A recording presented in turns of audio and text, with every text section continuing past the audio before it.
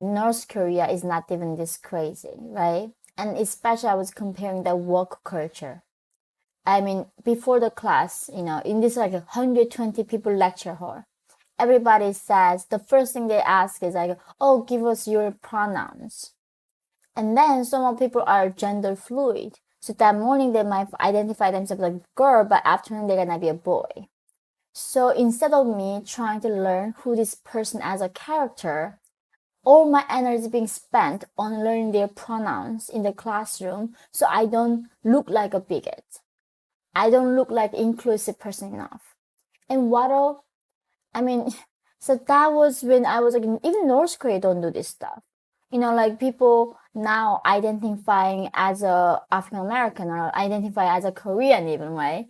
It's just the chaos in what is true is so lost that nothing is true anymore. So I think this is why I thought I was like, this is worse than North Korea. At least in North Korea, we know what women is, what men is. And this is like, now I'm denying it. Just the fact that how society is obsessed about these things.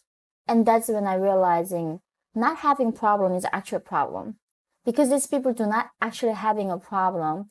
They are creating problems and to be offended and to think they are the victims. And the people were saying at Columbia, all these privileged kids, right, going to Ivy League school saying, I'm so systemically oppressed. And I'm like, people actually oppressed, don't know if they're oppressed.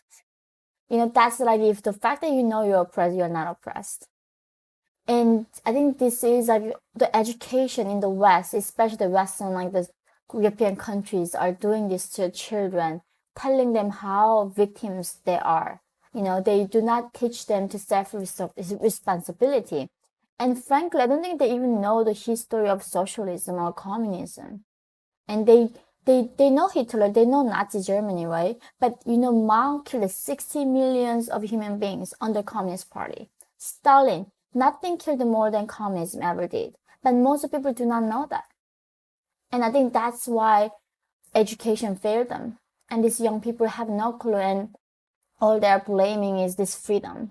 They hate to be free in this country, and they wanna be not free in some way. Voluntarily, they wanna give up their own individual liberty in some ways.